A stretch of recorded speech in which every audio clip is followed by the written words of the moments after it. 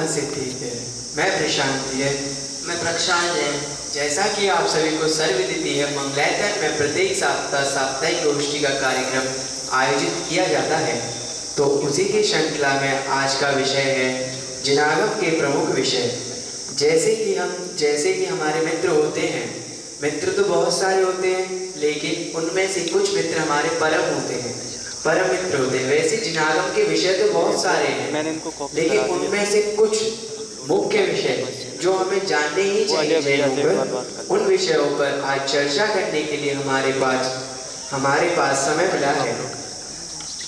तो सर्वप्रथम हम मंगल अध्यक्ष महोदय जी को सर्वप्रथम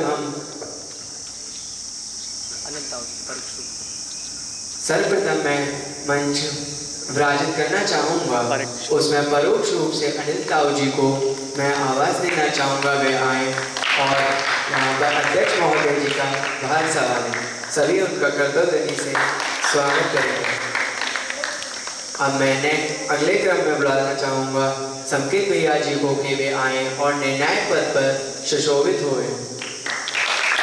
उनका कर्तव्य से स्वागत करेंगे।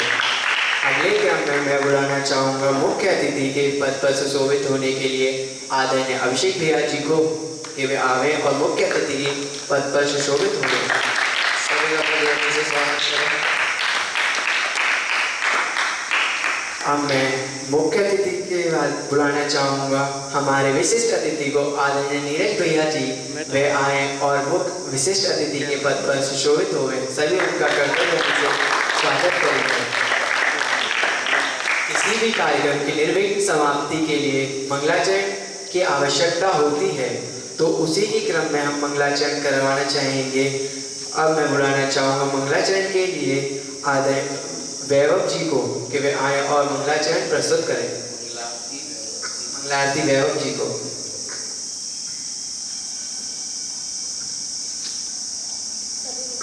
सभी मंगलाचरण हेतु हाथ जोड़ लें।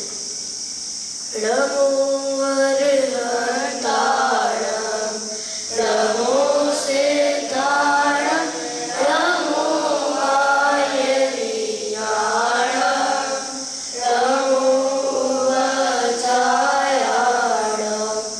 नमो लोहे सर्वसाभूषणम,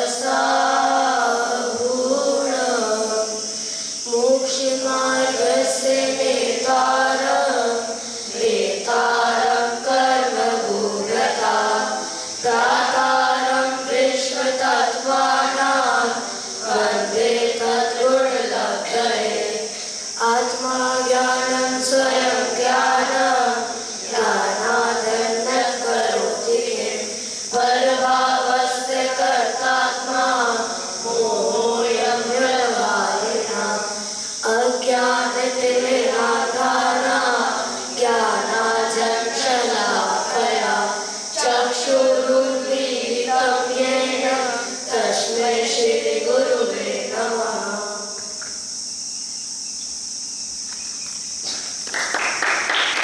बहुत बहुत धन्यवाद वैभव जी। अब मैं आपको गोष्ठी के कुछ नियम बता दूं। विषय याद होना चाहिए, देखकर बोलने पर अंक पे प्रभाव पड़ेगा। वक्ता के पास 6 मिनट का समय रहेगा। प्रारंभ के 5 मिनट में विषय प्रस्तुत करें, अंत के 1 मिनट में विषय को समेट लें। आपके उच्चारण, उदाहरण, शैली, उत्साह आदि के विशेष अंक दिए जाएंगे आपको। सभी अपनी गोष्ठी में से नोट्स बनाएं, उसमें से प्रश्न पूछे जाएंगे। तो सर्वप्रथम मैं अपने प्रथम वक्ता को बुलाना चाहूँगा, जो कि है अमेय जी, जिनका विषय है जिनेंद्र अर्चना। तो मैं उनको बुलाने से पहले 2 पंक्तियाँ बोलना चाहूँगा। गुणों का चिंतन हम भी करें, परमेश की सुख का जिनेंद्र अर्चना व्यक्त करें, अमेय जी बारंबार, अमेय जी बारंबार। सभी का स्वागत करें।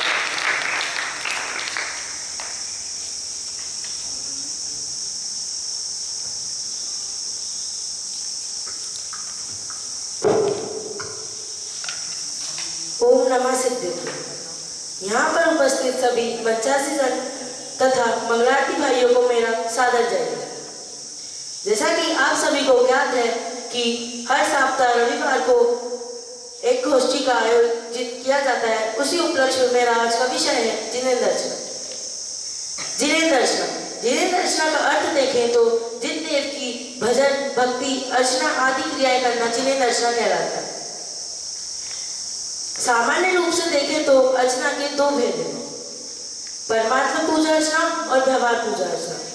ज्ञानियों को साधु दशा में जो ससन्मुख दृष्टि होती है, निस्वभाव में आत्मपने की अनुभूति होती है, उसे परमात्मा पूजा अर्चना कहते हैं।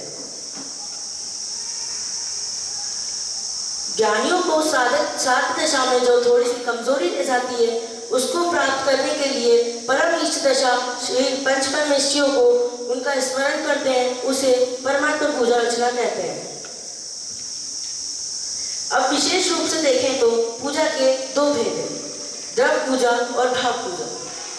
द्रव्य पूजा, अमित गति आचार्य अमित गति ने अपने अमित गति शास्त्राचार में लिखा है, वचो विह संकोचो द्रव्य पूजा निगहते। वचन और शरीर को अन्य क्रियाओं से हटाकर अपने पूज्य के प्रति एकाग्र करने को द्रव्य पूजा कहते हैं। भाव पूजा, तत्मान संकोचो भाव पूजा पुरातन है। मन संबंधित विविध विकल्प जनित प्रगता को दूर कर उसे ध्यान तथा गुण चिंतन आदि द्वारा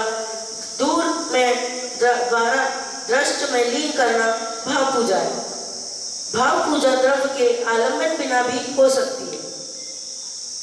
द्रव्य पूजा के 5 भेद प्रचलन में है, आह्वान, स्थापन, सन्निधिकरण, पूजन और विसर्जन। आह्वान, पूज्य को बुलाने की मनोभावना भावना आह्वान कहलाता है।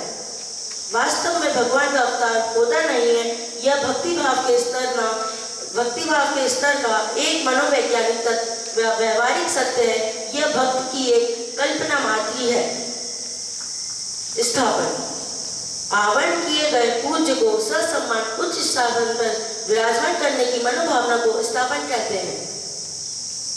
सन्निधिकरण, भावना के स्तर पर अत्यंत भक्ति पूर्वक उच्चासन पर बिठाने पर भी तृप्ति न होने से अतिसंगित अर्थात हृदय के सिंहासन पर बिठाने की तीव्र उत्कंठा होना, यह सन्निधिकरण है। पूजन, पूजन वह क्रिया है जिसमें भक्त भगवान की प्रतिमा के समक्ष अष्टद्रव्य आदि विभिन्न आलंबनों द्वारा कभी तो उन अष्टद्रव्यों को परमात्मा के गुणों के प्रतीक रूप देखता हुआ क्रमशः एक एक द्रव्य का आलंबन लेकर भगवान का गुणानुवाद करता है। कभी उन अष्टद्रव्यों के उपयोग को अटकाने में निमित्त भूत भोगों का प्रतीक मानकर उन्हें भगवान के समक्ष त्यागने की भावना भावना। कभी अनंत अर्थात अमूल्य पद की प्राप्ति हेतु अर्घ्य अर्थात बहुमूल्य सामग्री के रूप में पुण्य से प्राप्त संपूर्ण वैभव की समर्पणता करने को उत्सुक दिखाई देता है। भक्त की इसी प्रक्रिया को पूजन कहते हैं। विसर्जन, पूजा की समाप्ति पर पूजा के समय कोई द्रव्य एवं भाव संबंधी क्रियाओं के त्रुटियों के लिए अत्यंत विनम्र भावों से क्षमा प्रार्थना के साथ भक्ति भाव प्रकट करते हुए पूज्य की चरण शरण सदा प्राप्त करे, ऐसी कामना करना विसर्जन कहलाता है। अब प्रक्षालन करते समय कुछ वस्तु याद रखने योग्य। ध्यान रहे कि अभिषेक या प्रक्षालन पूजन का अंग नहीं है। प्रत्येक पूजक को प्रक्षालन करना अनिवार्य नहीं है तथा ठीक भी नहीं है, क्योंकि अभिषेक प्रक्षालन के नाम पर प्रतिमा के अंगोपांग नियमित रूप से रगड़ने लगते हैं, जिससे प्रतिमा जीर्ण होने लगती है। इसीलिए केवल शुद्धता की दृष्टि से दिन में एक बार ही प्रतिमा का प्रक्षालन होना चाहिए। द्रव्य कैसे चढ़ाएं और कैसा चढ़ाएं?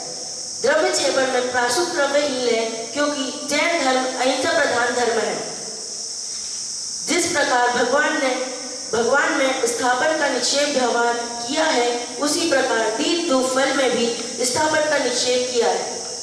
व्यवहार ऐसा ही होता है और यह ज्ञानियों का विवेक है।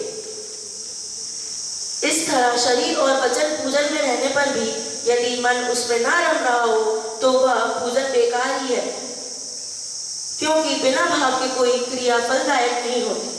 जैसा कि कल्याण मंदिर स्तोत्र पद 48 में लिखा गया 38 में कहा गया है, अकर्णितोऽपि महितोऽपि निरीक्षतोऽपि नूनं न चेतसि मया वृत्ततोऽसि भक्त्या महितोऽपि निरीक्षतोऽपि नूनं न चेतसि मया वृत्ततोऽस्मि भक्त्या जातोऽस्मि तेन जनबान्धव दुःखपात्रं यस्मात् क्रिया प्रतिफलति न भावशून्यम्। इसी मंगल भावना से आज मैं मेरी गोष्ठी को विराम दूंगा। आपसे प्रश्न है, पूजन करने से हमें वर्तमान जीवन में क्या फायदा होता दिखाई देता है? पूजन पुण्य शुभ भाव है, तो उससे वर्तमान में हमें मतलब कि दुख कम मिल सकते हैं और आगे चल के हमारी गति सुधर सकती है। और अपने जीवन में दिनचर्या में कोई फायदा होता है पूजन करने हाँ, दिनचर्या में भी बहुत फायदा होता है। सभी काम व्यवस्थित रूप से समय पर होते हैं और सही तरीके से होते हैं। पूजन से हम सुबह से जल्दी उठकर सबसे पहले भगवान के मंदिर आते हैं, तो हमारी दिनचर्या व्यवस्थित तरीके से अच्छी तरीके से बन जाती है, फिर हम पूरे दिन भर की दिनचर्या को अच्छी तरीके से पालन करते हैं।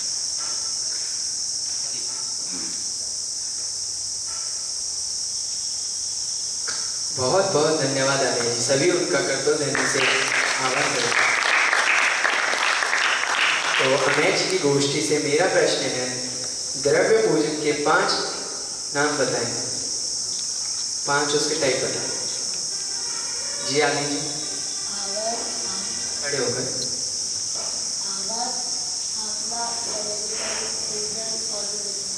जी आपका उत्तर सही है। मैं उत्तर दोहराता हूँ, आवाहन, स्थापना, सन्निधिकरण, पूजन, विसर्जन। अगला प्रश्न है मेरा, पूजा कितने प्रकार की है? 2 प्रकार की उन्होंने पूजा बताई थी, कोई बताना चाहेगा? जी वैभव जी। जी आपका उत्तर सही है। अगले वक्ता पाठ जी, उनको मैं 2 लाइन से यहाँ बुलाना चाहूँगा। सच्चे ज्ञान को प्राप्त करें, सच्चे ज्ञान को प्राप्त करें, प्रगटे सम्यक ज्ञान को ज्ञान दें, 5 जी हर बार, 5 जी हर बार। सभी उनका कर्तव्य विचार स्वागत करेंगे।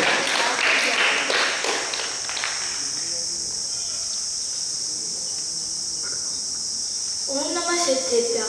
आदरणीय अध्यक्ष महोदय एवं मेरे सभी मंगलार्थी भाइयों को मेरा सादर जय जय। आज मेरा गोष्ठी का टॉपिक है सम्यक ज्ञान। मैंने अपनी गोष्ठी को मुख्यतः 3 बिंदुओं में बांटा है। प्रथम मुख्य बिंदु है सम्यक ज्ञान का सामान्य स्वरूप, दूसरा सम्यक ज्ञान के भेद प्रभेद, तीसरा मुख्य बिंदु है वह उसको जानने से लाभ। अब मैं अपने प्रथम मुख्य बिंदु की ओर प्रकाश डालना चाहूँगा, जो कि है सम्यक ज्ञान का सामान्य स्वरूप। जीव का स्वभाव है जो त्रैकालिक होता है एवं निगोदीय जीव से लेकर सभी जीवों में पाया जाता है, अर्थात मतलब जो निगोदीय जीव है उसमें भी सम्यक ज्ञान, वो भी सम्यक ज्ञान प्राप्त कर सकता है, और जो सिद्ध जीव है वो भी सम्यक ज्ञान, वो तो सम्यक ज्ञान है ही, मतलब निगोदीय जीव से सिद्ध जीव तक सभी में सम्यक ज्ञान हो सकता है, मगर सबकी अपनी अपनी योग्यता होती है। जिसकी जब जो योग्यता होती है वो तभी सम्यक ज्ञान लेता है। अब जब तक जीव किसी वस्तु के स्वरूप को जैसा है वैसा ना जानते हुए उसका विपरीत श्रद्धान करता है, विपरीत मानता है, तो उसे मिथ्या सम्यक ज्ञान कहते हैं। जब जीव उसे अच्छे से समझ लेता है, जान लेता है, अपने में उतार लेता है और वस्तु जैसी है उसका वैसी स्वरूप जानता है, उसे सम्यक ज्ञान कहते हैं। ज्ञान वही है जो हमें भवसागर से गिराए, ज्ञान वही है जो हमें भवसागर से गिराए, ना कि भवसागर में रमना जमना सिखाए। जो स्वसंवेदनशील ज्ञान है वह परमार्थ ज्ञान, निश्चय ज्ञान है।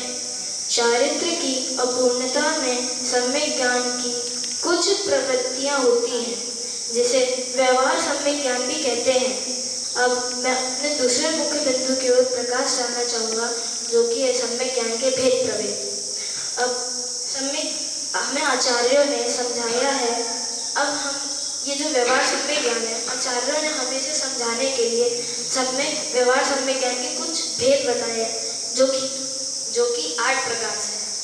अब पहला व्यंजनाचार, दूसरा अर्थाचार, तीसरा उभयाचार, चौथा कालाचार, पांचवा विनयाचार, छठवा उद्धानाचार, सातवां बहुमानाचार, आठवां अनिन्वाचार। अब हम इनकी परिभाषाएं और इनका स्वरूप समझते हैं। अब व्यंजनाचार, जहाँ मात्र शब्द के पाठ का ही जपना हो उसे व्यंजनाचार अंग कहते हैं। ठीक से शब्दों का उच्चारण नहीं करना। हमें वाचना में दीदी ने भी पढ़ाया था कि जब हम शब्दों का अच्छे से उच्चार नहीं करते हैं तो हमें शुद्ध की अभिनय का पाप लगता है। ठीक, इसे शब्दाचार भी कह सकते हैं, क्योंकि अगर हम शब्दों का शुद्ध उच्चारण नहीं करेंगे तो मंत्र शुद्ध नहीं होगा। आपको पता है जब षट्कांडात्मक जी ग्रंथ को रचने वाले जो 2 महान मुनि थे, कौन थे? तो उन्हें कुछ मंत्र दिए गए थे, उनका अशुद्ध उच्चारण से गलत देवियां प्रकट हुई थी। जब उन्हें सही करके अच्छे से उच्चारण किया तो स्वरूप देवियां प्रकट हुई, अच्छी देवियां आई। इससे हमें ये समझ आता है मंत्र को कभी भी हमें अशुद्ध नहीं पढ़ना चाहिए, उससे हमें बहुत पाप लगता है। अर्थाचार, जहाँ केवल अर्थ मात्र अर्थात भाव पक्ष के प्रयोजन सहित जपना हो उसे अर्थाचार कहते हैं। जैन धर्म भाव प्रधानी है अतः भाव पक्ष समझे बिना मात्र शब्द ज्ञान कार्यकारी नहीं है। जब तक हम उसका अर्थ नहीं समझेंगे तो हमें क्या फायदा होगा? हम आते हैं, बैठते हैं, पूजन करते हैं, हम उसका भाव नहीं समझेंगे तो हमें लाभ ही क्या मिलेगा? हमने पूजन कर ली, अर्चना कर ली, हमने भगवान का पठन पाठन कर लिया, हमने उसका स्वरूप ही नहीं समझा तो हमें लाभ क्या होगा? उभयाचार, जहाँ शब्द और अर्थ दोनों से संपूर्ण जपना हो उसे सब अर्थात भावाचार उभयाचार कहते हैं। कालाचार, जिस ज्ञान का विचार स्वाध्याय करना चाहिए वही करना। सूर्योदय, सूर्य अस्त, मध्याह्न और मध्य रात्रि इनके एक मुहूर्त के संध्या काल में है, इनके एक मुहूर्त के संध्या काल बताए हैं।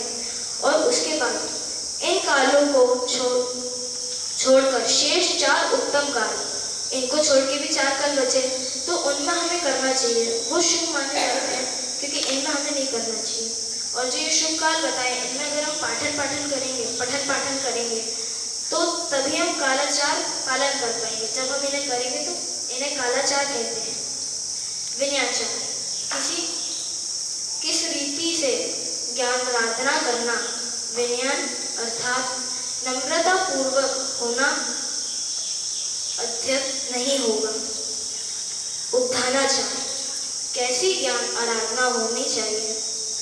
स्वावधानम अर्थात ध्यान सहित ज्ञान को भूलना नहीं। उद्धान सहित ज्ञान की आराधना करना 6वां अंग है। 7वां बहुमानाचार, बहुमानेन सन्नवत्ति अर्थात ज्ञान की पुस्तक शास्त्र का अर्थात पढ़ाने वाले का बहुत आदर करना। इन सहित ज्ञान का आराधन करना 7वां अंग है। अनिन्वाचार, अनिन्वाचारम अर्थात जिस शास्त्र अथवा गुरु से अपने को ज्ञान हुआ हो उन्हें छिपाना नहीं। जैसे हम स्कूल में जाते हैं तो जैसे जब कभी हम लोग मस्ती करते हैं स्कूल में तो टीचर भी सोचते हैं कि उन्हें इन्हें कोई ट्रिक सिखा दिया, इनको थोड़ा इंटरेस्ट आएगा, वो हमें ट्रिक सिखाते हैं। उसके बाद हम घर आते हैं तो अपने मम्मी पापा को क्या बताते हैं, आज हमने ये ट्रिक सीखी। पूछते किससे? मैंने अपने मन से बनाई। हम उन्हें झूठ बोल देते हैं, हम अपने गुरु को छुपाते हैं। ऐसा हमें कभी भी नहीं करना चाहिए, इससे हम बहुत पाप के दोषी बनते हैं। अब मैं अपने तृतीय मुख्य बिंदु की ओर बढ़ना चाहूँगा, जो कि सम्यक ज्ञान को समझने से क्या लाभ है। सम्यक ज्ञान जो ज्ञान गया उसने उसे धारण कर लिया। जो सम्यक ज्ञान है जिसने उसे धारण किया, समझा, अपने में उतारा, वो तो सम्यक ज्ञान हो गया। जो उसे नहीं समझ पाया वो क्या हुआ? वो भवसागर में रमा, कभी निगोदिया हुआ, कभी त्रियंश हुआ, कभी मनुष्य हुआ, देव हुआ। इस संसार में बहुत दुख पाए और जो उसे समझ गया वो भवसागर से तर गया। इसका एक उदाहरण देता हूँ। जैसे एक नदी है, अगर वो इधर उधर घूमती रहे, सागर में जाके ना मिल पाए तो क्या होगा? वो सूख जाएगी। समुद्र में जाके अगर मिल गई तो क्या होगी? वो जीवित रहेगी, उसमें पानी आता रहेगा। अगर वो नहीं जा पाए तो सूख जाएगी। ऐसे सम्यक ज्ञान है, अगर हम उसे नहीं समझ पाए तो हम इस संसार में भ्रमण करते रहेंगे। अगर हम उसे समझ गए तो हम सीधे सिद्धशिला में चले जाएंगे। इसी प्रकार हम सम्यक ज्ञान को समझें और अपने जीवन में उतारें, इसे प्राप्त करें। इसी मंगल भावना से मैं अपनी वाणी को विराम देता हूँ।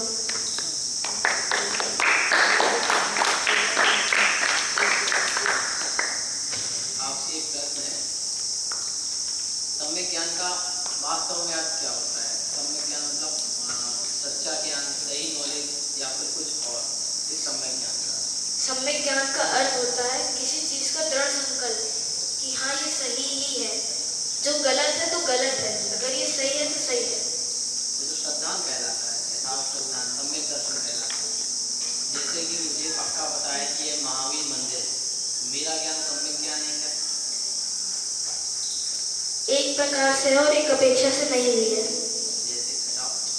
जैसे जैसे अमय है, अमय को दृढ़ संकल्प है कि मैं जिन्हें भगवान की अर्चना कर रहा हूँ तो अवश्य मुझे कोई अच्छी गति मिलेगी। अगर वो चल रहा है, बिना देखे चल रहा है और उसने किसी जीव की हानि कर दी और उसी समय ऐसा ना हो मगर उसकी मृत्यु हो गई तो उसे बुरी गति भी मिल सकती है। मगर उसे तो दृढ़ संकल्प था कि मैं तो जिन्हें अर्चना का भक्त हूँ, मेरे को तो अच्छी गति ही मिलेगी। ऐसे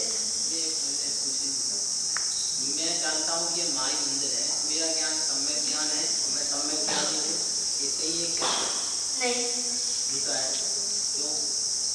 क्योंकि आपको सिर्फ ये पता है ये महावीर मंदिर है।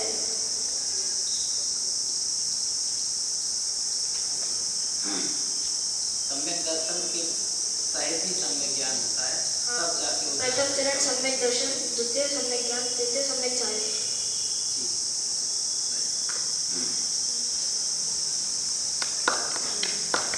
बहुत बहुत धन्यवाद प्रार्थना। अब अगले क्रम में मैं बुलाना चाहूँगा भव्य जैन को। उनका जो विषय अभाव, मैं उनको बुलाता हूँ 2 पंक्तियों से।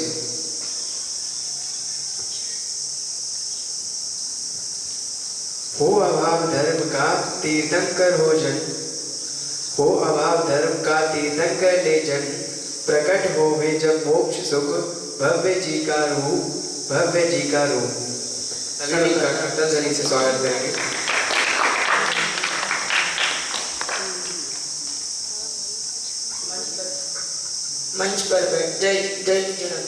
मंच पर बैठे सभी विद्वान को और मेरे सभी मंगलार्थी भाइयों को जय हिंद।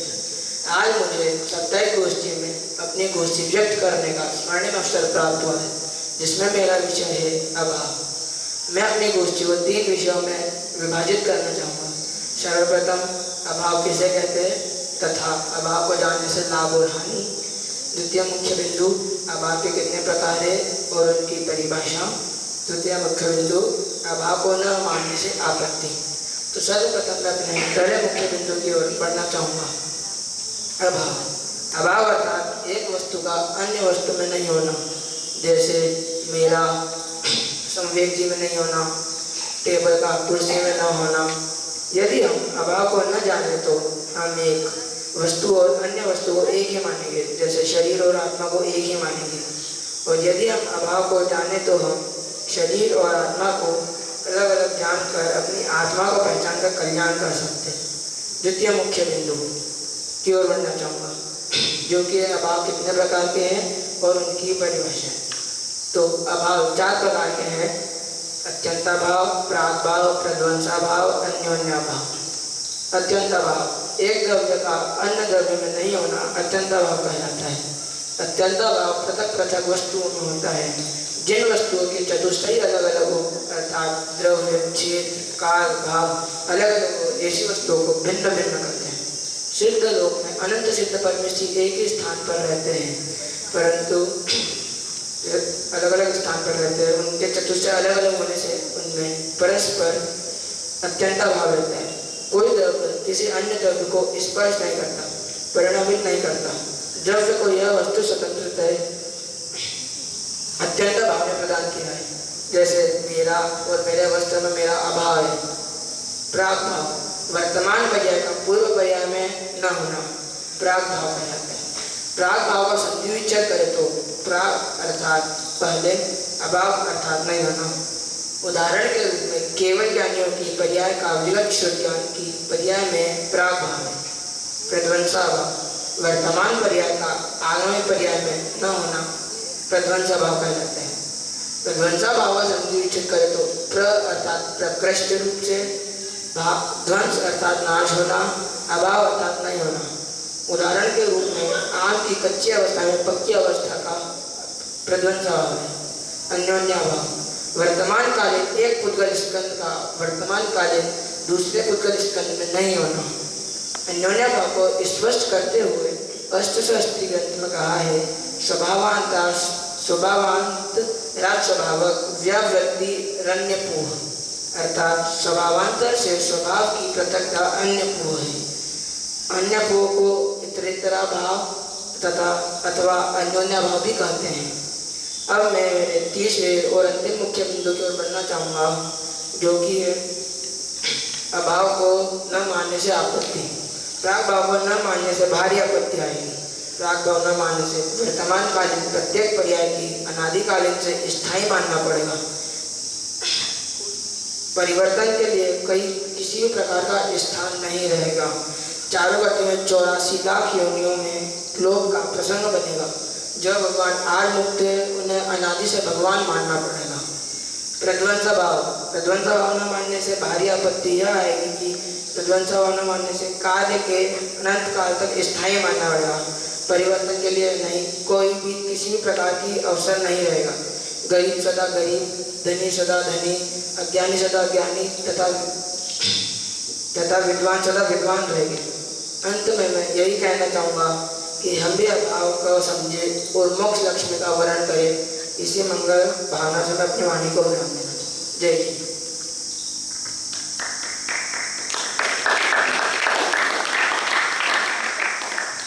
बताना जैसे कि मोबाइल है, इस मोबाइल का इस टेबल में अभाव है, कौन सा अभाव कहलाएगा?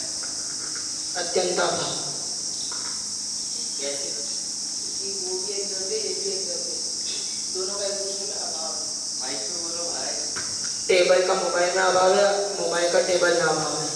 मोबाइल की पुद्गल की एक पुद्गल द्रव्य की वर्तमान पर्याय का दूसरे पुद्गल द्रव्य की वर्तमान पर्याय में अभाव होना, वो क्या कहलाएगा? अन्योन्याभाव। कौन सा अभाव होगा इसमें? अन्योन्याभाव।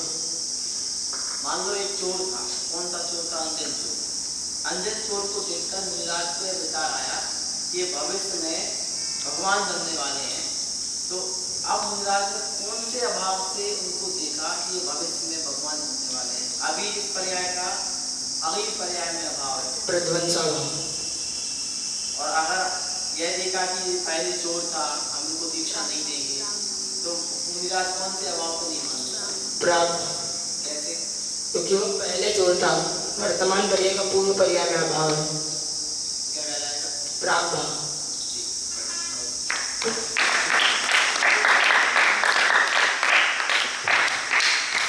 बहुत बहुत धन्यवाद। अब इनकी गोष्ठी में मेरा प्रश्न, अभाव किसे कहते हैं एवं उसके भेद बताइए। कौन बताएगा अभाव और उसके भेद?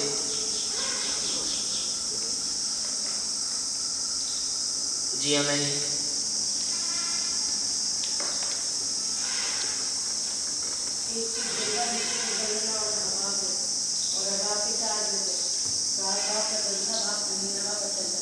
जी आपका उत्तर सही है। अगला प्रश्न है, अत्यंता भाव किसे कहते हैं? कोई बताना चाहेगा? जी अक्षत जी आप बता देंगे। एक द्रव्य में दूसरे द्रव्य का अभाव अत्यंत अभाव। जी आपका उत्तर सही है। मैं उत्तर दोहरा देता हूँ। एक द्रव्य का दूसरे द्रव्य में ना होना अत्यंत अभाव कहलाता है। तो अग्रिम वक्ता को बुलाने के लिए मैं 2 पंक्तियां बोलना चाहूँगा। निज भोजन त्याग कर भक्ष अभक्ष को जान, भोजन का स्वरूप बताने आए युवराज जी रत्नाम, आए युवराज जी रत्नाम। सभी उनका कर्तव्य से स्वागत करेंगे।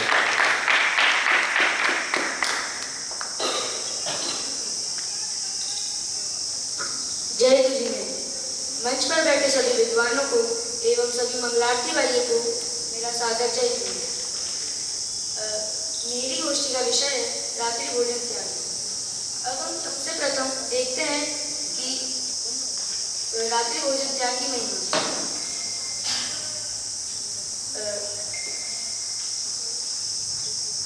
तो चलिए अब हम इतिहास को देखते हैं। इतिहास की बात है कि देश की आज़ादी के लिए शहीदों ने अपने खून की होलियां खेलकर देश को आज़ाद करवाया था। उसी प्रकार हमारे पूर्वजों ने जनत्व की गरिमा रखते हुए अपने प्राणों की भी परवाह नहीं की। जब मुगलों को पता चला कि जैनी रात में भोजन नहीं करते और पूरी रात भूखे रहते हैं, तब मुगलों ने जैनियों को रात्रि भोजन कराने के लिए दिन के भोजन से वांछित रखा था। प्रत्येक जैनी के घर के बाद एक पहरेदार लगा दिया, पर जैनियों ने दिन महीने तक भूखे रहकर अपने जनतों पर आँच नहीं आने दी। इसी दृढ़ नीति को देखकर रानी विक्टोरिया ने एक देश भर में ऐलान जारी किया कि कोई भी जहाँ पर भी जैन सेवारत है वहाँ पर उनके मालिक उनको 1 घंटे सूर्यास्त के 1 घंटे पूर्व ही निवृत्त कर देंगे। इससे हमें पता चलता है कि जैनियों के नियम कितने दृढ़ होते हैं कि वो खुद के नियम ना तोड़कर दूसरों अन्य धर्म वालों के नियम भी बदलवा देते हैं। और रात्रि भोजन त्याग जैनाचार्य का मुख्य अंग है। अब हमारे मुख्य विषय पर आते हैं, जो है रात्रि भोजन त्याग क्यों आवश्यक है और इससे हिंसा कैसे। रात्रि भोजन त्याग करने से जीवों की हिंसा अवश्य ही होती है। ऐसे असंख्य छोटे छोटे सूक्ष्म जीव हैं जो रात्रि में ही गमन करते हैं। यदि कोई जीव बिना दीपक के रात्रि में भोजन करता है तो उसके भोजन में बड़े बड़े कीड़े आदि गिर जाते हैं, उसे पता नहीं चलता। और यदि कोई जीव सावधानी पूर्वक भी रात्रि में दीपक जलाकर भोजन करे तो उसके भोजन में दीपक के प्रकाश के प्रेम से असंख्य सूक्ष्म जीव जैसे मच्छर, उड़ने वाले कीड़े गिर जाते हैं। इसलिए हमें पता चलता है कि रात्रि भोजन त्याग महादोष है और हिंसा का त्याग करने वाले महान दयालु पुरुषों को रात्रि भोजन का त्याग अवश्य करना चाहिए। जैसे अन्न का अनुराग और मांस का अनुराग समान नहीं होता, उसी प्रकार दिन के भोजन का अनुराग और रात्रि के भोजन का अनुराग समान नहीं होता। हमें रात्रि का बना भोजन दिन में नहीं करना चाहिए, क्योंकि रात्रि में भोजन जो हम बनाते हैं उसमें असंख्य निश्चित रूप से जीव गिरते ही हैं। और जब हम चूल्हा जलाते हैं तब उसमें अग्निकाय जीव तथा असंख्य सूक्ष्म जीवों का घात होता है। इसलिए हमें रात्रि का बना भोजन दिन में नहीं करना चाहिए। जैसे आप सभी को पता ही होगा कि सबकी माताओं का तो रात्रि भोजन का त्याग ही होगा, पर किसी किसी जैनी के घर में टिफिन आदि सर्विस होती है तो वो दूसरों खुद के लिए तो ना बनाकर दूसरों के लिए बनाने में निमित्त बनती है और खुद को अनुमोदना का पाप लगता है। हम जैनियों की 3 मूल पहचानों में से एक मूल पहचान रात्रि भोजन त्याग भी है। अब हम रात्रि भोजन त्याग को लौकिक दृष्टि से देखते हैं। अब इसमें मुख्य 4 पद्धतियां हैं। पहला है चिकित्सा विशेषज्ञ यह कहते हैं कि सोने के 3 घंटे पूर्व ही हमें भोजन कर लेना चाहिए। इससे हमारा पाचन तंत्र एकदम सही रहता है। और जो जीव सोने से मतलब रात में भोजन करता है और तुरंत सो जाता है, उसका पाचन तंत्र खराब हो जाता है। दूसरा वैज्ञानिकों की दृष्टि से देखें तो वैज्ञानिकों की दृष्टि से देखें तो सूर्य प्रकाश में अल्ट्रावायलेट रेज तथा इंफ्रारेड रेज होती है, उससे जीव इतने उत्पन्न नहीं होते। इसलिए हम कपड़े अनाज धूप में रखकर सालों तक सुरक्षित करते हैं। जब ये सूर्यास्त के बाद जब ये किरणें चली जाती है तब अधिक जीव उत्पन्न होते हैं। तीसरा, जैनेतर ग्रंथों की दृष्टि से देखें तो उनके ग्रंथ मार्कंडे पुराण में यह आया है कि रात्रि में अन्न मांस के समान और भोजन और पानी रक्त के समान हो जाता है। चौथा, आयुर्वेद की दृष्टि से देखें तो रात्रि में नाभि कमल और हृदय कमल संकुचित हो जाते हैं, इसलिए उसमें रात्रि भोजन वर्जित है। महाभारत में नरक के 4 द्वारों में से प्रथम द्वार रात्रि भोजन का है। महाभारत में युधिष्ठिर को समझाते हुए कहा है कि गृहस्थों को रात्रि में भोजन तो क्या, पानी भी नहीं पीना चाहिए। एक मुख्य उदाहरण हमारे हॉस्टल से भी है। कई बच्चे रात्रि में अन्न नहीं खाते, परंतु केले के चिप्स आदि वस्तुएं खाते हैं और कहते हैं कि इसमें अन्न नहीं होता। परंतु रात्रि में कुछ भी खाना मांस के समान है, चाहे उसमें अन्न हो या ना हो। हम भी रात्रि भोजन का त्याग करें और सच्चे जैन बने। इसी मंगल भावना से मैं अपनी वाणी को विराम देता हूँ। जय जय।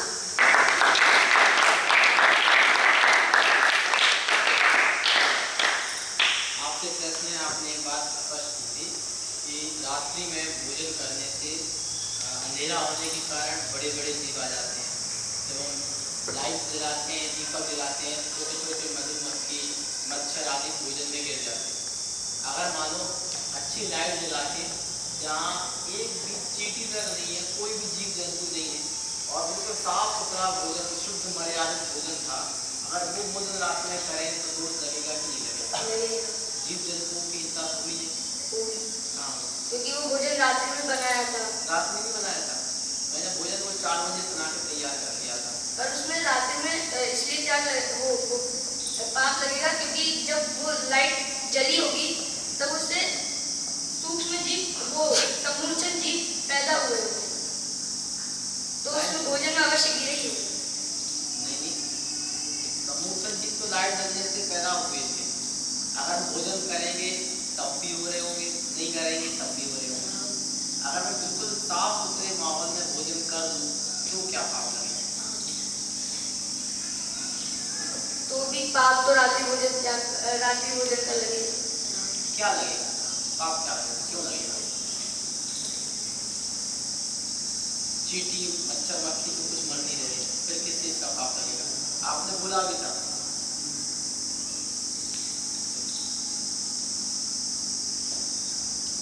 क्योंकि रात्रि के अन्न का अनुराग और दिन के अन्न का अनुराग समान नहीं होता। तो बोलते हैं रात्रि में अधिक रक्तता होने के कारण जब भोजन करना है तो दिन में ही कर लो, रात में करते हैं तो अधिक रक्तता के कारण उसका परिणामों के कारण भी पाप करता है। सूक्ष्म जीव जो दिखते नहीं है उनका भी पाप होता है।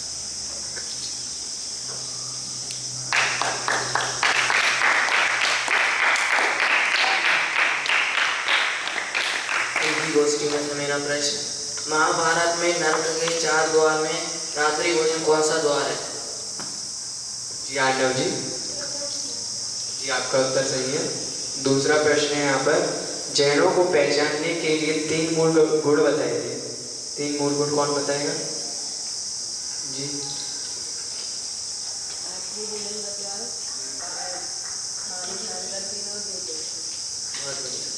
आपका उत्तर सही है। मैं उत्तर दोहरा देता हूँ, छानकर पानी पीना, रात्रि भोजन त्याग, नित्य देव दर्शन। अगले वक्ता है हमारे पुलकित जी, जिनका विषय है पाप और पुण्य। तो उनको मैं 2 पंक्तियों के द्वारा बुलाना चाहूँगा। पुण्य बंध से स्वर्ग मिले, पाप बंध से नरक, पुण्य पाप का स्वरूप बताने आए पुलकित जी दिल्ली। पुलकित जी दिल्ली। सभी भक्तों से स्वागत करेंगे।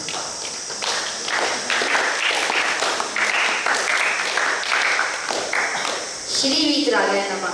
यहाँ पर उपस्थित सभी पंचायती एवं मेरे समस्त मंगलार्थी भाइयों को मेरा सादर जय जय। आज मुझे अपनी गोष्ठी प्रस्तुत करने का एक बहुत ही संदीप अवसर विषय प्राप्त हुआ है जिसमें मेरा विषय है पुण्य और पाप। अब मैंने अपनी गोष्ठी को मुख्य 3 बिंदु में बांटा है। मेरा प्रथम मुख्य बिंदु है पुण्य पाप का सामान्य स्वरूप, और द्वितीय मुख्य बिंदु है पुण्य पाप को क्यों छोड़ना चाहिए, और तृतीय एवं अंतिम मुख्य बिंदु है पुण्य पाप किसके कारण है। अब मैं मेरे प्रथम मुख्य बिंदु पर प्रकाश डालूंगा, जो कि है पुण्य पाप का सामान्य स्वरूप। समस्त भारतीय दर्शनों में आत्मा, परमात्मा, लोक परलोक, बंध मोक्ष के साथ साथ पुण्य पाप भी बहुत चर्चित विषय रहा है। आचार्य कुंद देव से लेकर आज तक जैन साहित्य में हर युग में पुण्य पाप की मीमांसा रही है और वह चर्चा का प्रमुख विषय रहा है। इसकी सामान्य परिभाषा यह है कि पुण्य पाप आत्मा की विकारी अनुवृत्तियां हैं, और अगर इसे थोड़ा संक्षेप में जाने तो दया, दान, व्रत, तप, शील, संयम आदि के भाव पुण्य आदि के प्रशस्त परिणाम अर्थात शुभ भाव पुण्य भाव हैं, और इनका फल अनुकूल संयोगों की प्राप्ति है। और हिंसा, झूठ, चोरी, खुशी, परिग्रह आदि 5 पाप ये सब पाप भाव है, और इनका फल प्रतिकूल संयोगों की प्राप्ति है। पाप का स्वभाव तीव्र कषाय है और पुण्य का स्वभाव मन कषाय है, ऐसा पंडित बनारसीदास जी ने समय सार नाटक में लिखा है।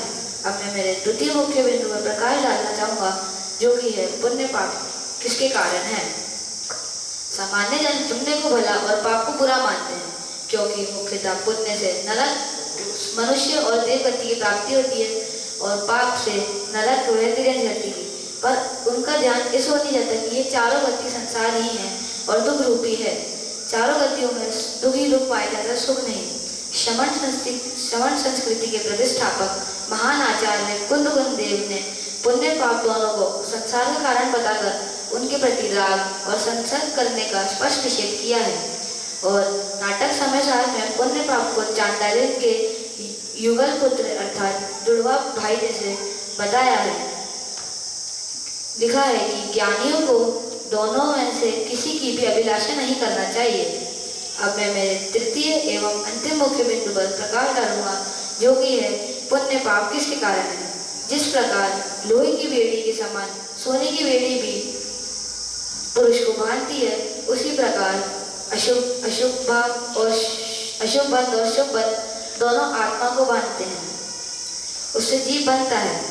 शुभ भावों से पुण्य कर्म का बंध होता है और अशुभ भावों से पाप कर्म का बंध होता है। बंध चाहे पाप का हो या पुण्य का, आखिर में तो बंध ही है, उससे आत्मा बनती है और मुक्त नहीं होती। पाप बंध और पुण्य बंध दोनों ही मुक्ति के मार्ग में बाधक है, अर्थात दोनों समान ही है। पुण्य पाप में कारण, रस, स्वभाव और फल भेद वस्तुत है नहीं। मिथ्यात्व के कारण अज्ञानी जीव को मात्र दिखाई देते हैं, ज्ञानी जीव को ऐसे वे दृष्टिगत नहीं होते हैं। पुण्य और पाप दोनों ही अंधकूप हैं और दोनों ही कर्मबंध रूप हैं, और मोक्ष मार्ग पर दोनों का ही अभाव देखा जाता है। इस संदर्भ में योग सार में आचार्य योगेंद्र देव लिखते हैं कि पुण्य से जीव स्वर्ग पाता है और पाप से जीव नरक, और जो इन दोनों को छोड़कर आत्मा को जाने वह मोक्ष पाता है। कविवर पंडित बनारसीदास जी समय सार नाटक में लिखते हैं कि भगवान वीतराग देव ने दोनों को ही बंध की परिपाटी कहा। आत्म स्वभाव की प्राप्ति में दोनों त्याज्य हैं। पुण्य पाप आत्म धर्म अर्थात आत्मा का हित करने वाला धर्म तो संपूर्ण शुभ अशुभ त्यागने योग्य है। संसार समुद्र से पार उतारने वाला, मोह राग देश को समाप्त करने वाला और मोक्ष को प्राप्त कराने वाला एकमात्र शुद्धोपयोगी है, शुभोपयोग और अशुभयोग नहीं। बनारसीदास जी ने नाटक समय सार में छंद 40 एवं 41 में लिखा है, पुण्य को अकर रोग और पाप को कम रोग कहा। ज्ञानानंद स्वभावी आत्मा का अनुभव ही शुद्ध भाव है, जो कि शुभ भाव अर्थात पुण्य भाव और पुण्य भाव के अभाव रूप होता है। अतः सम्यक सुखाभिलाषी जीवों को आत्मानुभूति रूप शुद्ध भाव की प्राप्ति के लिए करने का प्रयत्न करना चाहिए। अंत में मैं मेरी गोष्ठी को 2 लाइन बोलकर विराम दूंगा। हम भी पुण्य पाप में न फंसकर संसार रूपी समुद्र से तिरे और मोक्ष में प्रवेश करें। इसी मंगल भावना से मैं अपनी वाणी को विराम दूंगा। धन्यवाद।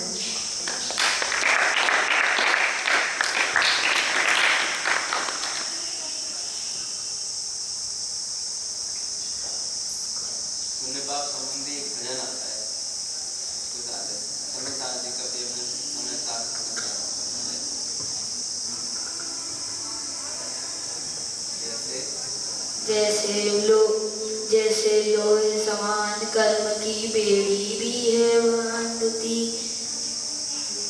ज्ञान जैसे लोहे की बेड़ी होती है और सोने की बेड़ी होती है, वो दोनों पुरुष को बांधने का या किसी चीज को बांधने का काम करती है। वैसे ही शुभ, चाहे शुभ भाव हो और अशुभ भाव हो, वह दोनों जीव को बांधते हैं और मुक्त नहीं करते, संसार में रखते हैं।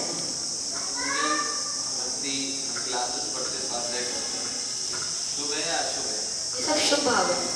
आप कह रहे हो शुभ भाव बंधन का कारण है, तो हमें जन्मादि बंद कर देनी चाहिए। अगर हम इन सबको बंद कर देंगे तो हमें तिर्यंत से नरक से दुर्गति की प्राप्ति होगी। और करेंगे तो मोक्ष, मतलब मनुष्य और देवगति होगी। अगर मनुष्य गति में थोड़ा और हम पुरुषार्थ करें तो हमको मोक्ष भी हो सकता है। वो पुरुषार्थ क्या है? पुरुषार्थ तो आत्मा में लीन होना है।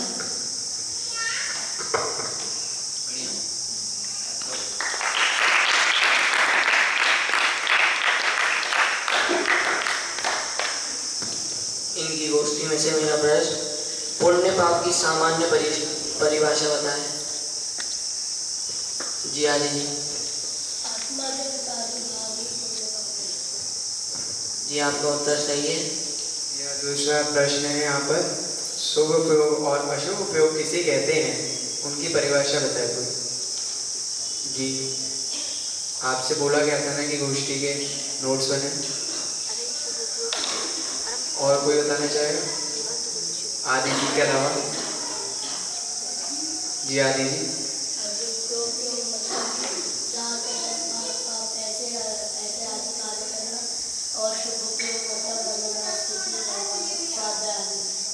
जी आपका उत्तर सही है। आप सभी से पुनः अनुरोध है कि आप गोष्ठी के नोट्स बनाएं।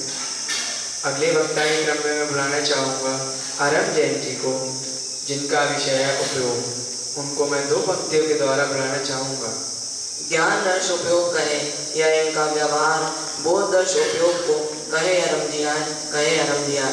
सभी उनका कर्तध्वनि से स्वागत करें। सविद्याया विमुक्तये। सभा में उपस्थित सभी भव्य प्राणियों को मेरा शुद्धात्म वंदन। आज मेरी गोष्ठी का विषय है उपयोग। मैंने अपनी गोष्ठी को मुख्यतः 3 बिंदुओं में बांटा है। मेरा प्रथम बिंदु है उपयोग किसे कहते हैं।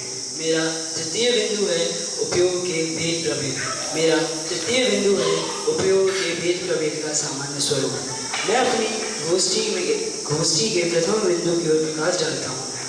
आचार्य गद्यवृक्ष उमा स्वामी देव द्वारा कृत तत्वार सूत्र जी ग्रंथ के 2 अध्याय के 8वें सूत्र में लिखा है, उपयोगो लक्षणम, अर्थात जीव का लक्षण ही उपयोग है और ज्ञान दर्शन का व्यापार ही उपयोग है, अर्थात ज्ञान दर्शन के कार्य को ही हम उपयोग कहते हैं। अब मैं इस विषय को थोड़ा और स्पष्टीकरण करके कहूँ तो चैतन्य के साथ जो संबंध रखने वाले अनुविदायी जीव रहते हैं उन्हीं को हम उपयोग कहते हैं। अब यह ज्ञान दर्शन सब जीवों में होता है। जीव के अतिरिक्त यह अन्य किसी भी द्रव्य में नहीं पाया जाता, इसलिए यह जीव का लक्षण है। The sign of soul is known as उपयोग। मेरा प्रथम बिंदु यहीं समाप्त होता है। अब मैं अपने द्वितीय बिंदु की ओर प्रकाश डालता हूँ, जो कि है उपयोग के भेद प्रभेद। उपयोग के मुख्यतः 2 भेद होते हैं, ज्ञान उपयोग और दर्शन उपयोग। अब ज्ञान उपयोग के भी 8 ज्ञान उपयोग शक्ति अपेक्षा तो सब में समान ही पाया जाता है, परंतु इसके वर्तमान अपेक्षा 8 भेद होते हैं। मति ज्ञान उपयोग, शुद्ध ज्ञान उपयोग, अवधि ज्ञान उपयोग, मनापर्य ज्ञान उपयोग, केवल ज्ञान उपयोग और कुमति ज्ञान उपयोग, कुशुद्ध ज्ञान उपयोग और कुअवधि ज्ञान उपयोग। इसको हम विभंग अवधि ज्ञान उपयोग भी कहते हैं। और दर्शन उपयोग के मुख्य रूप से 4 भेद होते हैं। पहला चक्षु दर्शन उपयोग, दूसरा अचक्षु दर्शन उपयोग, तीसरा अवधि दर्शन उपयोग और चौथा केवल दर्शन उपयोग। अब मेरा द्वितीय बिंदु भी यहीं समाप्त होता है। अब मैं अपने तृतीय बिंदु की ओर चलता हूँ, जो कि है उपयोग के भेद प्रभेद का सामान्य स्वरूप। अब ज्ञान उपयोग, जिसमें स्व पर पदार्थों को भिन्नतापूर्वक अवभाषण हो। जैसे मेरे पास एक पेन है, अब ये मेरा है, किसी और का है, तो इसमें मेरा ज्ञान लग रहा है, इसमें मेरा ज्ञान का उपयोग हो रहा है, इसलिए ज्ञान उपयोग है। अब इसके 8 पे मति ज्ञान उपयोग, पराशय की बुद्धि तज कर दर्शन उपयोग पूर्वक स्वसन्मुखता से प्रकट होने वाले निज आत्म के ज्ञान को ही मति ज्ञान उपयोग कहते हैं। अथवा इंद्रिय और मन के निमित्त से जो ज्ञान होता है वही मति ज्ञान उपयोग है। जैसे अगर मुझे मान लीजिए संकेत भैया ने बुलाया, तो पहले संकेत भैया ने मुझे आवाज़ दी, तो मैं अपने कर्ण इंद्रिय के माध्यम से सुनूंगा कि मुझे किसी ने बुलाया, और फिर मैं अपने मन के माध्यम से जानूंगा कि ये आवाज़ संकेत भैया की है और ये उन्होंने मुझे बुलाया है, तो ये मति ज्ञान उपयोग। अब शुद्ध ज्ञान उपयोग, मति ज्ञान के द्वारा जाने हुए पदार्थ के संबंध में कुछ विशेष जानने वाले ज्ञान को शुद्ध ज्ञान उपयोग कहते हैं। अब संकेत भैया ने तो मुझे बुलाया, अब उन्होंने मुझे किस चीज़ के लिए बुलाया होगा कि आज मैं पूजन में नहीं गया, तो उन्होंने मुझे पूजन के लिए बुलाया होगा कि आज उन्होंने मुझसे पूछा होगा कि पूजन में क्यों नहीं गए, ये मेरे शुद्ध ज्ञान का उपयोग। अब इंद्रिय और मन के निमित्त बिना द्रव्य, क्षेत्र, काल व भाव की मर्यादा लिए हुए रूपी पदार्थ के स्पष्ट ज्ञान को अवधि ज्ञान उपयोग कहते हैं। इसमें हम प्रतिमानुयोग का उदाहरण भी ले सकते हैं। जैसे रक्षाबंधन में शिव सागर मुनिराज जी ने अपने अवधि ज्ञान से वो 4 वंशियों के पूर्व भव के बारे में उनको बताया था और जैन धर्म की प्रभावना करी थी।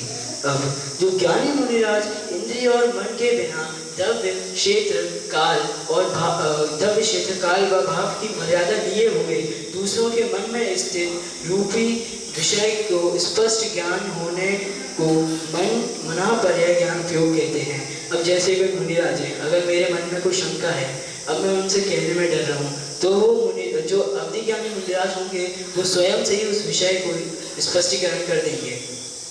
उसके बाद अब जो लोक सहित 3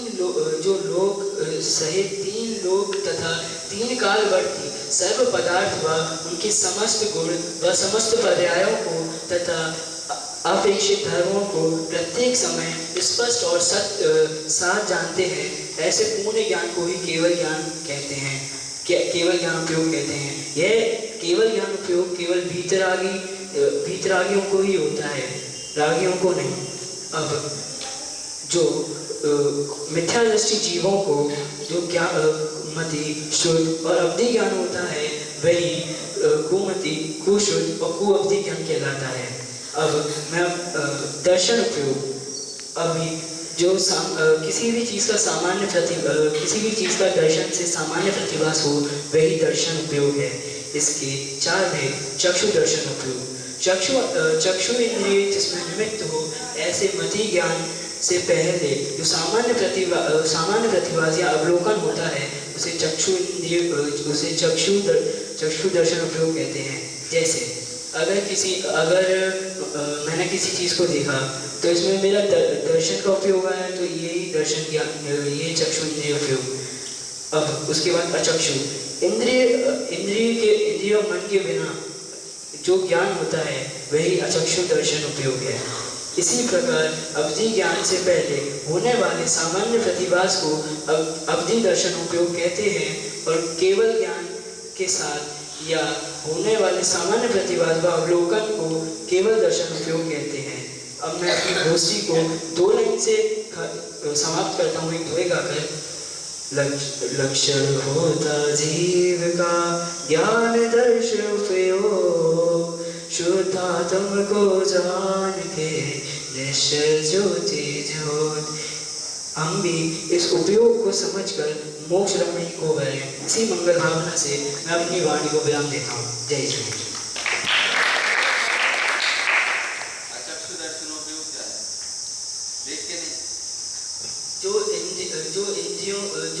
चक्षु इंद्रिय के बिना जो दर्शन उपयोग होता है उसे अचक्षु दर्शन उपयोग कहते हैं। कौन से दर्शन उपयोग बावली ज्ञान के पहले जी, बावली दर्शन कहलाता है।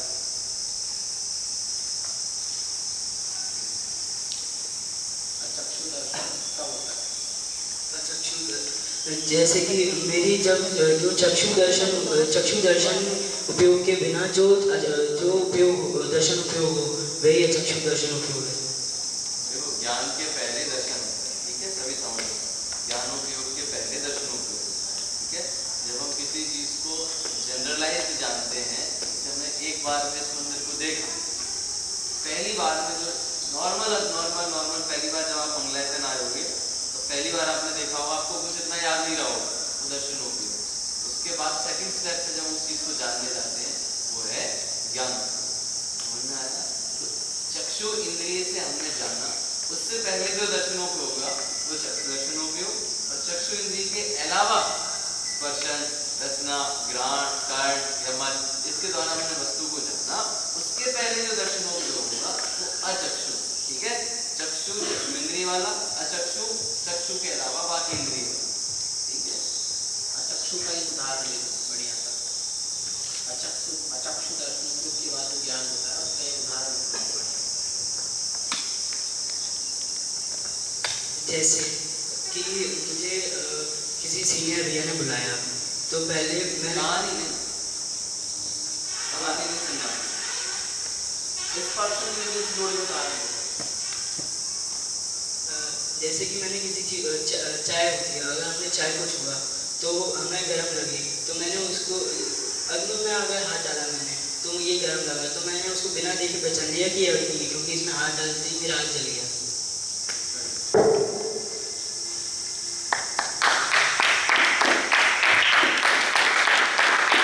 बहुत बहुत धन्यवाद अरुण जी, आपने इतने बड़े विषय को संक्षिप्त में यहाँ प्रस्तुत किया। अरुण जी की गोष्ठी से मेरे प्रश्न है, उपयोग किसे कहते हैं? आज भैया जी आप बताना चाहेंगे?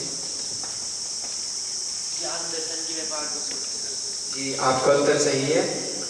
अगला मेरा प्रश्न है, उपयोग के कितने वेद हैं? बोलो प्रयास। जी प्रयास जी। लिखा ही नहीं है आप।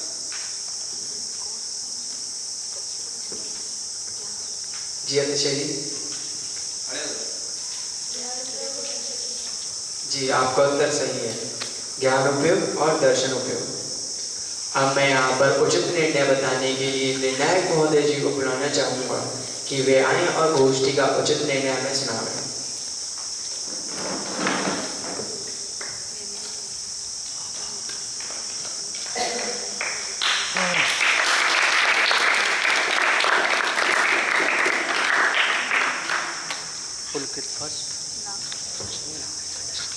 आपको 2 दिन पहले विषय दिए गए थे। इससे बड़ी बात है कि आपने ये विषय पहले पढ़ चुके हैं, आप ये विषय पहले पढ़ गए ना सब, और परीक्षा भी दे ली है। उसके बावजूद भी उतना अच्छा परफॉर्मेंस नहीं था जितना होना चाहिए था, ठीक है। आपने पूरा विषय उससे तैयार किया, एज इट इज शब्द रख लिए, अपने शब्दों का प्रयोग करते, अपने उदाहरण लेते तो बढ़िया रहता। कॉमनली सबकी बता रहा हूँ, आपका आई कॉन्टैक्ट कॉन्फिडेंस तब ही आएगा जब आपको अपने अंदर विषय पक्का पता होगा, पूरे विषय का स्वरूप याद होगा, प्लस समझ में आएगा, तब आप सामने वाले को समझा पाओगे, ठीक है। बोले ओके। तो निर्णय ऐसा रहा कि कोई मैंने फर्स्ट सेकंड नहीं निकाले, सबकी सामान्य जनरलाइज सबका एक जैसा ही था। पुलकित का थोड़ा सा अच्छा था, सम्यक सिकोवाल का ठीक था थोड़ा, बाकी सबका बढ़िया था। सबकी कॉमन चीज़ें ये रही हैं, अब जब भी आप इसे तैयार कर रहे हैं थोड़ा अपनी भाषा का प्रयोग करें। मूल आधार जो है वो एज इट इज रहने दें, मूल जो आप ले रहे हैं, लेकिन विषय को समझाते समय कुछ सामान्य गलतियाँ किसकी नहीं थी? पार्थ गुप्ता, निगोदिया को सम्यक ज्ञान हो सकता है? आपने पढ़ा ही नहीं विषय, ज्ञान गुण की चर्चा थी। ज्ञान गुण निगोदिया से लेकर सिद्ध भगवान सब में पाया जाता है, सम्यक ज्ञान नहीं, ठीक है। और आपने आप विषय लिख रहे हो, कम से कम देखो तो सही हम क्या लिख रहे हैं। आपके विषय में बहुत स्पेलिंग मिस्टेक्स थी, आप जान बने को जपना बोल रहे थे, ठीक है। एक बार अपनी गोष्ठी देखो और सुधारो, उसमें बहुत सारी अशुद्धियां हैं। अनम मनम पर्याय ज्ञान और अवधि ज्ञान दोनों में कंफ्यूजन हो गया, ठीक है। एक बार अपना विषय दोबारा देखें। और क्लास 8 आपके सामने कॉपी है, आप लिखो उस चीज़ को जो भी समझ में आ रहा है। गंदी बात है प्रयास, हम तुम्हें अच्छा बच्चा समझते थे लेकिन तुम गंदे ट्रैक पे जा रहे हो। परसों भी टोका था, संचालन बढ़िया था। थोड़ा कविता जब लिख रहे हैं तो भाई एक बार देख तो लें हम काफिया मिल रहे हैं कि नहीं मिल रहे हैं, है ना। पहला और आगे से चाल ढाल ऐसे सब मिलने चाहिए। तुम्हारा ऊपर जा रहा है चाल, नीचे जा रहा है बुलाता हूँ, अरे तो ध्यान रखें। कोई बात नहीं, पहली बार लिख रहे हो, अच्छी बात है। आप सभी को सामान्य रूप से सांत्वना पुरस्कार दिया जा रहा है। सभी अभिषेक जी से अपना पुरस्कार प्राप्त करें। 6वां वक्ता, अच्छा प्रयास, 2 दिन में अच्छी कोशिश की थी, लेकिन we expect more better than. ठीक है, जोरदार ताली बजाएं। जल्दी उठो।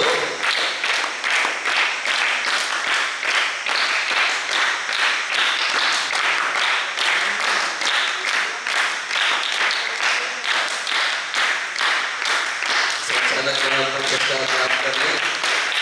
महिला चंद्रवाणी और पीपीटी बनाई बहुत सुंदर है, और जोरदार ताली बनाकर स्वागत करें।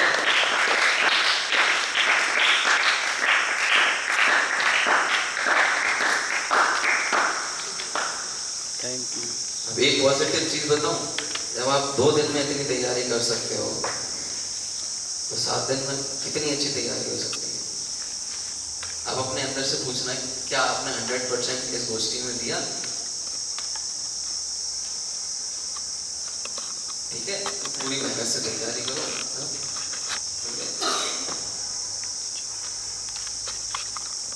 कॉन्फिडेंस तभी आएगा जब हमें विषय क्लियर होगा। ठीक है, चलो बढ़िया। एक बार दोबारा सभी पूरे आयोजकों को सभी ताली बजाएं।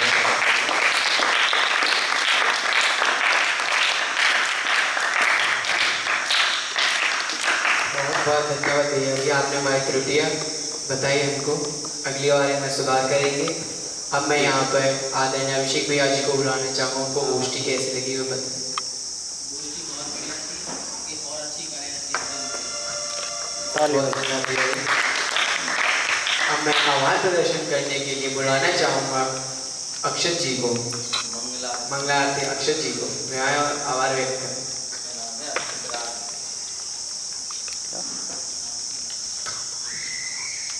ओम नमः सिद्धिभ्य। सर्वप्रथम मैं आभार देना चाहूँगा आदरणीय अभिषेक भैया एवं संकेत भैया जी का, जिनके कारण आज हमारे समक्ष यह सुंदर गोष्ठी हो सकी। एवं द्वितीय श्रेणी में मैं आभार प्रदर्शन करना चाहूँगा सभी वक्तागणों का, सभी मंगलार्थी भाइयों का, मंगलाचरण करता एवं कैमरा वाले भैया का, जिनके कारण ये सुंदर गोष्ठी निर्विघ्न हो सकी। द्वितीय श्रेणी में मैं आभार प्रदर्शन करना चाहूँगा हमारे निर्णायक महोदय जी का, जिनके कारण हमें इस गोष्ठी की सही प्रेरणा मिली एवं आगामी गोष्ठी में हम यही प्रेरणा करते हैं कि हमसे कोई भूल चूक ना हो। एवं मैं अंतिम में आभार प्रदर्शन करना चाहूँगा आदरणीय पवन ताऊ जी का, जिनके कारण आज हम सभी यहाँ उपस्थित हैं। जय जी। बहुत बहुत धन्यवाद अक्षता जी। ये इनका प्रथम अभ्यास था यहाँ पर मंगलाचरण में। अब यहाँ पर अध्यक्ष महोदय जी की आज्ञा से यह गोष्ठी यहीं पर विराम दी।